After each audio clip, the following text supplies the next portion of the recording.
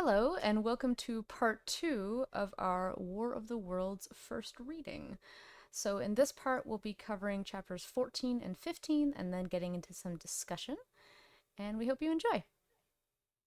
Chapter 14, in London. This chapter follows the narrator's brother, who is a medical student. He had sent several telegrams to the narrator, but communications had been blocked. When the Martians fell at Woking, his brother was in London and relied on the frequent newspaper publications that documented their arrival and attack. The chapter ends with Londoners in a panic, exclaiming that the Martians are coming and that they can now emit black and poisonous vapors from their rockets. And then chapter 15 kind of continues off this point a bit, called What Had Happened in Surrey. The Martians deployed 3 of their own to approach London with heat rays and black tubes in hand. Forming a crescent shape position-wise, they deploy rockets from the tubes, which exude the black and poisonous smoke referred to in the previous chapter. A 4th Martian descends and shoots off a rocket with black smoke, and people writhe in pain within the smoke, and the narrator recounts how people are preparing to flee from London. That's what I wrote. Yeah. Actually, I had one question. Chapter for me, honestly. That's fair. It seemed a lot of the book is the Martians did this, and then they attacked, and then people were scared, and then the Martians did this. A lot of the book is actually just that for me. So, and that's why I don't really immediately gravitate towards that kind of writing. Although I understand why it was written that way.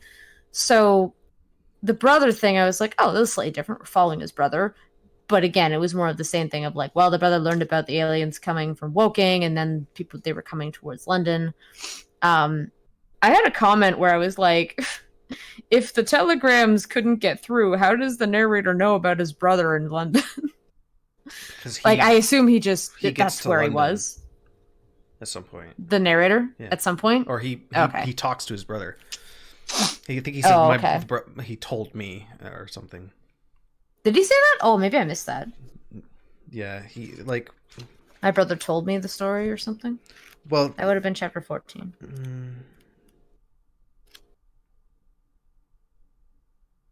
It's like, or so he told me, or something like that. Yeah. He heard footsteps running to and fro in the room, and up and downstairs behind him. His landlady came to the door, loosely wrapped in dressing gown and shawl. Her husband followed, ejaculating. I had to reread that at least 3 times to be like, hold on, what? And then I was like, oh, he was following quickly behind her. Okay. All right, so now we'll go into a bit of discussion. And I had a couple points, a couple little comments I was thinking about, points of discussion, things like that. So one of the obvious, things to talk about is just like initial impressions, about characters, writing style, the pacing of the book, just like how you generally felt about it. A cat is here. Hello. Yeah. Lack of cats. Deaths of many horses. That was coming to them. They were asking for it. What? Being all horsey. Horsey. Tall. General impressions are like so I don't often read books of this style of writing very often, of like the kind of like witness accounts, documentary style, like of a, in this case, fictional event that's happening. So sometimes I kind of get a little bogged down by the, like, you know, the Martians emerged, and then they blasted a bunch of people with the heat ray, and then they walked further, and then people screamed, and then because there's a lot of like cycling through. Then something new happens with the Martians, and I'm like, oh, that's interesting. But I do actually like Wells's style of writing. Wells's style of writing in when he's like describing the terror that the Martians are inflicting on, these people in England. I like any kind of like, oh, like the reassurance moments where he's like, oh, but they're probably not used to our atmosphere, so they can't move very far. You know, he's describing a lot of very human things, and that comes up in the face of some great terror, which was really interesting. And I also have to keep reminding myself that, like, this is also an extremely, like, significant piece of literature for what it brought forward, because like a lot of the stuff I'd be like, oh yeah, like heat ray, cool, yeah, I know about it. I have an understanding of a heat ray and all this stuff, but yeah, at the time I have a heat ray. Everybody does. Everybody does. Yeah. You don't have one? I got a heat ray. So it was, yeah. It's my heat ray. So yeah, so like it's not necessarily the kind of book that I would like if it was longer than 200 pages, like if it was like 400 and it was the same shit, I'd be like, might take me a little while to get through just because it feels a little repetitive. But nice and short. Yeah, it's to the point, which is another thing actually. Like it doesn't feel like there's a lot of fluff, because it's really just this happened and this happened and this happened, because it's a progression of events of the invasion. Yeah. Yeah. It definitely reads like a war report. Mm-hmm. Just trying to think of other literary works of similar time period, how much passion or emotion they had in them. Like, was this a common way of writing, or is he doing this as a style? What year was this? Was it 94, 80, 87? Right. Okay. It's like 1890-ish. Okay.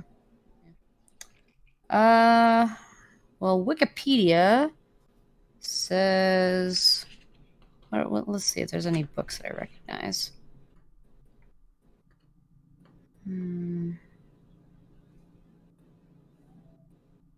Oh, The Turn of the Screw.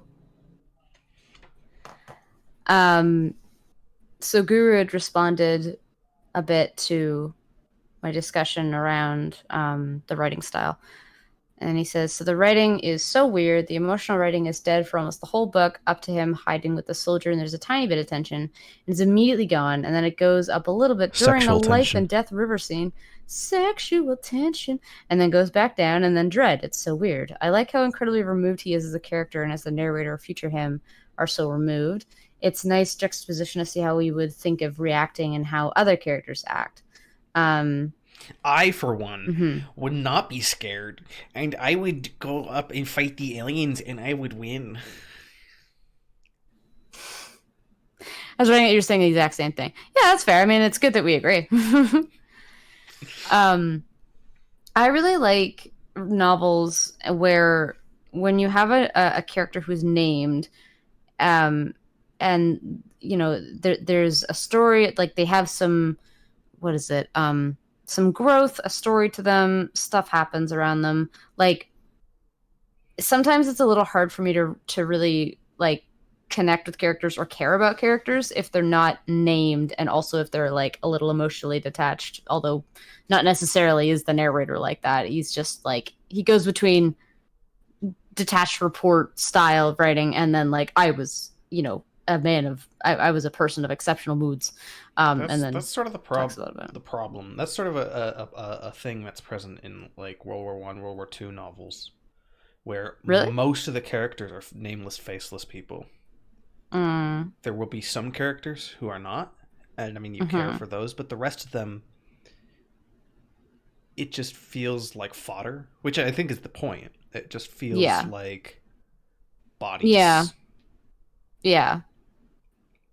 And like, and it's interesting too when you have characters who are named mostly for their title, because we have at the beginning there's three guys. There's Ogilvy, Stent, and Henderson, all who are like the Astronomer Royal or like a London journalist. Like they have like big roles, and they die all at once by like the 4th chapter because they get like heat rayed to death. And you're like, oh, okay. And after that point, that's when most often we don't really see names coming up. it's like we have that little bit of like, He's like, oh, did you like some of these shouldn't have named characters? those people. Yeah. Ooh. Stop naming and them. like, and honestly, I kind of liked Ogilvy. I was like, oh, this guy's kind of fun. Like, all right, he's he seems like he'll be inquisitive around and a while. yeah, he's named. Yeah. So I wonder if like that was intentional to like name these characters like in a, in like the human way of just like, well, I went to the astronomer Ogilvy. He's a good man. Blah blah blah. And then from then on, once he sees how quickly the Martians just obliterated a group of people who were waving the white flag of surrender to, or no, well, not surrender, but to show their intelligence. Why would the aliens have any reference for what a white flag meant? Yeah, no, exactly. They just, they're like, oh, they're throwing something at us. Fucking murder them. That could be a bomb. Well, yeah, so the guy fell in the pit and they ripped him to shreds. That was the first thing they did. So I'm not sure they. Oh yeah, right. I'm not sure they had good intentions. No, not at all. Are you encouraging me to never name my characters? Phew.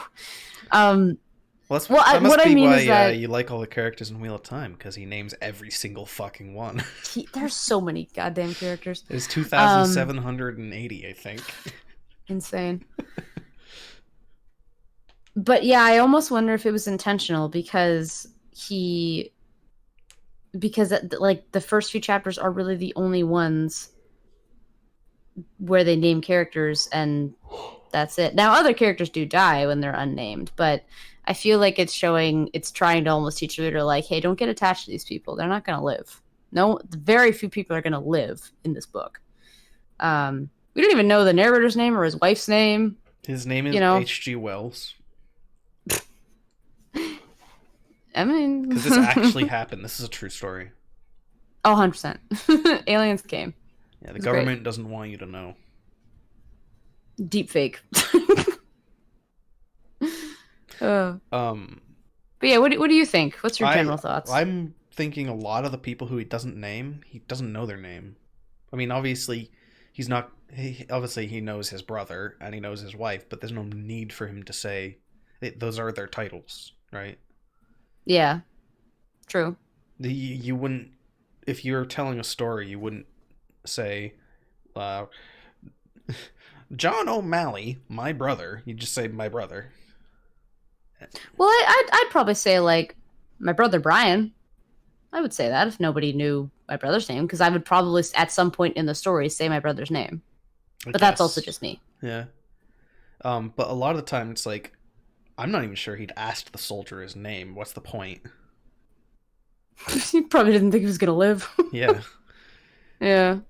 And why would you ask a clergyman his name? All he'd tell you is like, my name is the child of God, and I'm I don't know. Yeah. I mean, what do you think? It fluctuates between really easy read and just slog. The slog bits are mostly when he's like, I walked to town and town and town and town, and I went on the street and then said to so and so something that happened in town about on street with. It's like, Jesus Christ, skip this. Yeah, because it's like, is this important? Not necessarily. It's just situating the place, and I'm not going to look up all these names. All you need to tell me is it started in Woking, I went to Leatherhead and London. Like, and even like Weybridge or anything. You don't need to list every fucking borough in London. I stopped by the cheese shop in Surrey. Dude's just like making absolutely fucking sure you know where this is set. Yeah. And I think in my introduction, like, these were places that he knew very well. Like, he grew up in a lot of the towns or something, or like lived there for a while or something. So that was in part why. In London. Yeah. Or in that area. Yeah. So he just used a lot of his own memory and then, additional research as needed. But right. Yeah. I mean, but I agree. Even if I was writing about my hometown, I wouldn't list every single fucking road I walked on. Yeah. It's like, oh yeah, you know this road, like with its cracked asphalt and all that shit. I'm like, I went to the park. So let's focus on the park. Why do you? Drew says, I like how my response to how I would approach the aliens kept getting addressed as I thought them. Oh, okay. Why don't they just do guerrilla warfare? Or they do, and it works once, so they just set up a bunch of hidden guns, and oh, they do that. Now the aliens are countering it. Oh. So now I wonder where the rest of the book is going in that regard. Yeah, because that was the tactic, like the hidden guns, that was the tactic for the first alien, the first Martian they murdered. When they got its leg like, and oh shit, and then... I can hide them. Oh my god, they're intelligent to a point. Oh my god, they have spears instead of rocks. Oh That's shit, pretty much it. Yeah. So we'll just also, burn their spears. Yeah. Also, do you think this is a worldwide invasion, or are they just focusing on England? Do you think? Well, I mean, the narrator wondered about it. I don't think he actually confirmed if they heard anything in the papers. All know, when aliens land on Earth, they only go to England. Only England. This is That's proved. This is proved in the long-term documentary Doctor Who. Doctor Who is a documentary. God. Amazing.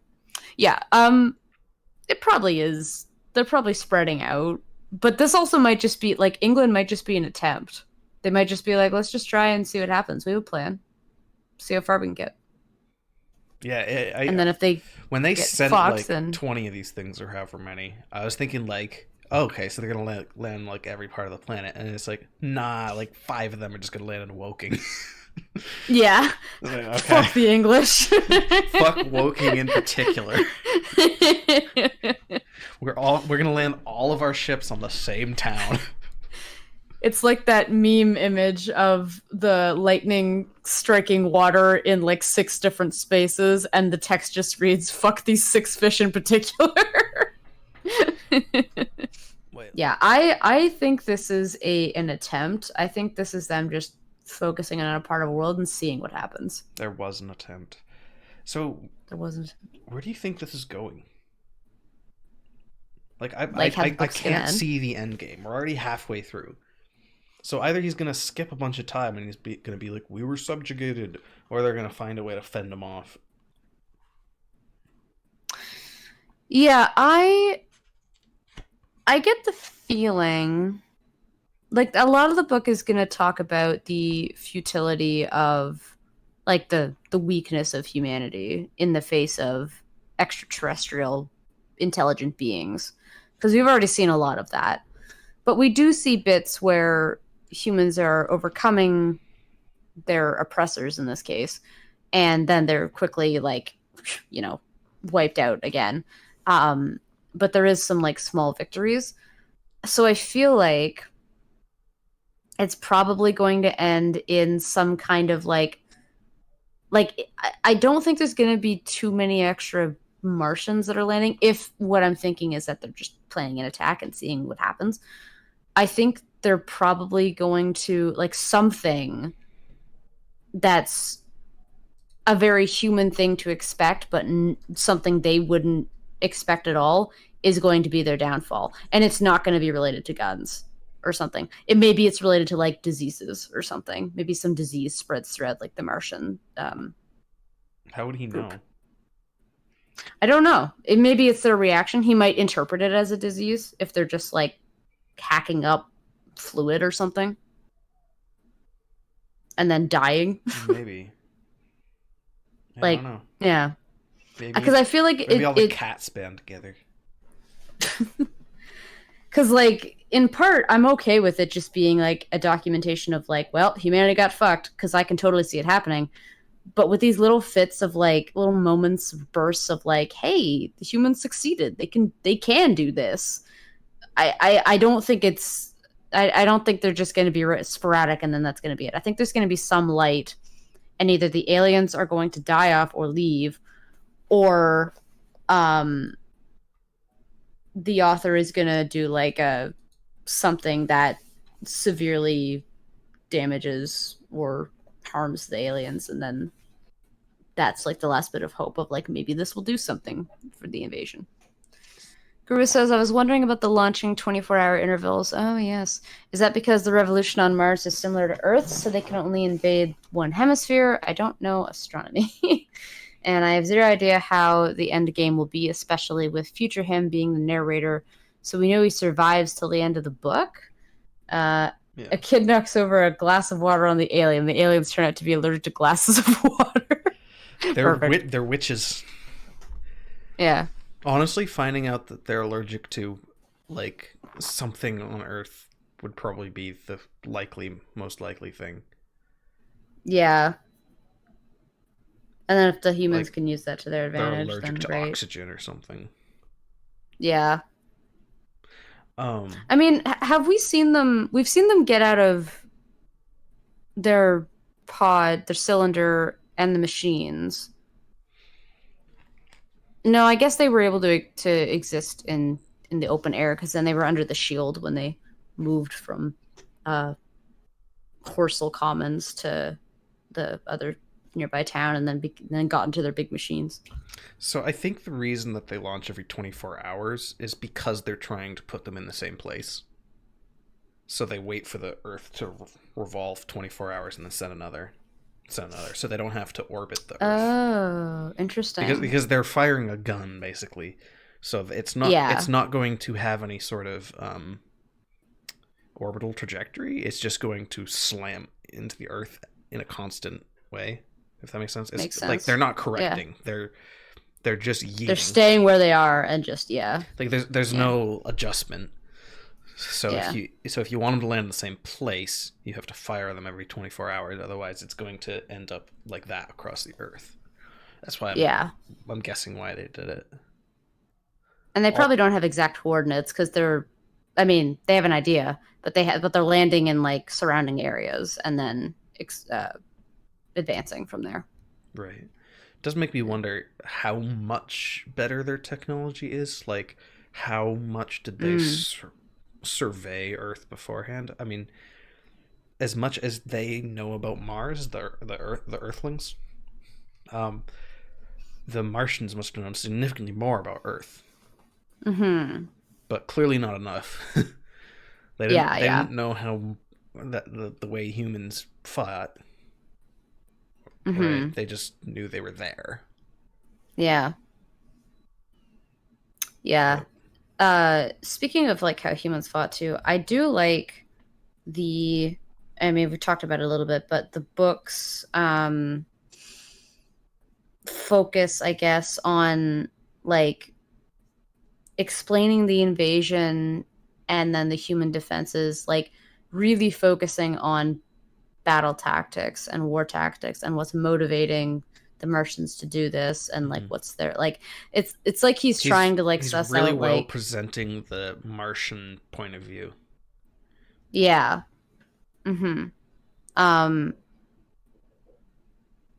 Yeah, it's just a very interesting, like it's almost like it's very much like a historical, heavily war focused novel, I feel like, which is interesting. Well, it is War of the Worlds. It's true. It's in the title. It's in the title. So, yeah, I was wondering whether this was going to be like pulp sci-fi, classic sci-fi, or whether it's just a novel that's in a sci-fi setting. And that is, in saying that, what I mean is a lot of science fiction stories, older science fiction stories, are, I have a really cool idea that no one's had before. What if this happens? And the point isn't to have a happy conclusion or anything. The point is just to show what would happen. So, is it that type of story? He's like, oh, what would happen if aliens invaded? Well, we'd probably be fucked. And that's how it ends. Like, oh, yep, we were fucked. Or is it Right. Just like this is how we fought back against the aliens that one time. And Yeah. I don't know, maybe it's a hybrid of them. Yeah. And like, yeah, and that, I mean, that ties a little bit into like what we were talking about of like how is the story going to end? Because like, is there going to be a message? Because like the message we already have is that humanity's fucked. Like there is no two ways about it. These Martians are really, really dangerous, and we can't anticipate what they're going to do. Um, and honestly, at the same time, it is an interesting. I did also like how there were chapters where, like, before the Martians started to emerge from the Horsel Commons pit, I liked how the author described that there was this weird sense of calm.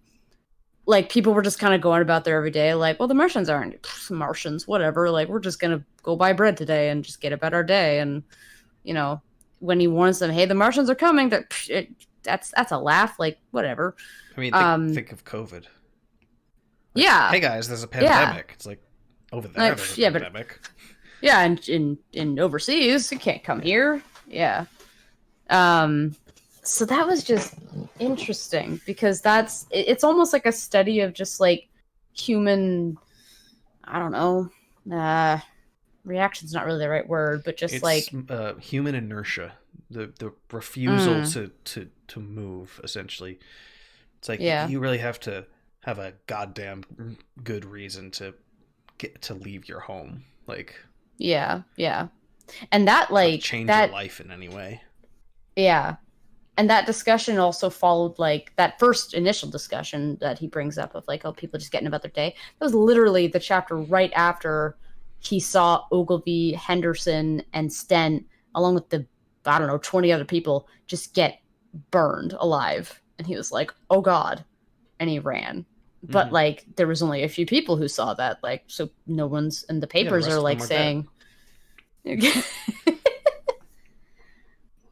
the apathy is kind of really realistic. Social inertia is a good way to think of it. Yeah. Mm-hmm. Yeah, apathy seems more intentional. Whereas social inertia is just an unwillingness to be moved. Whereas apathy is I can't be bothered to move. Ugh. I know I should. But yeah. That's true. Yeah, I get that. In terms of the Martians' intentions, like we gather that they're there to wipe off like humanity, to take control. I don't think they're there to just kill humanity. I think they're just there to be like, let's take this planet. Hey, there's people resisting us. Yeah. It's like the Europeans going to the New World. They weren't like, hey, let's go kill some people. It was, no. Hey, look, this land, it's ours now. And they're like, no. It's like, oh, okay, boom, you're dead now. Yeah. I don't know why I sound like that either. Do they only view them as a threat then? Like they're not taking any prisoners, any slaves or whatever. They're just murdering because they're just like, well, we don't really know. Maybe they don't know what to expect from humanity, but they were kind of just until they started attacking, right? Just like, oh, they're a threat. Like, oh, we better get. It's like, I don't know. You just landed in the New World, and suddenly a bunch of natives appear to you, and it's like, oh shit.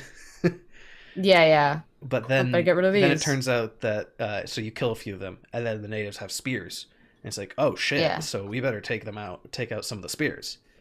And then it becomes a back and forth war because like it feels like everything they've done except for that initial salvo was retaliatory. Yeah.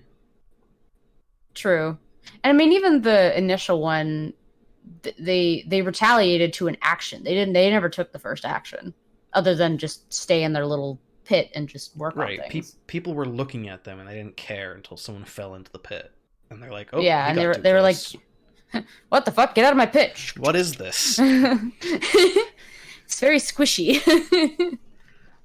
Doesn't they ever say they barely even acknowledge humans as ants? Yeah, there's a few parts where like the humans try to go close to the pit, I remember, and then they were like, the author was like, yeah, they didn't even acknowledge them because they were working on their own thing. Like, whatever. when they were working on their machines and puffing out green smoke. And that was our first reading for War of the Worlds. Next reading, we are going to be reading chapters 16 through 10. Next reading, we're going to be reading to the end of the book. Because there's 2 books and it's confusing. Anyway, the rest of it. Read the rest of it. So we'll be meeting 2 Mondays or Wednesdays from now. So it's Wednesday, not Monday. Whatever. You get it. You understand. I'm yellow again. Oh, not okay. Thanks for watching, everyone. Bye. Bye.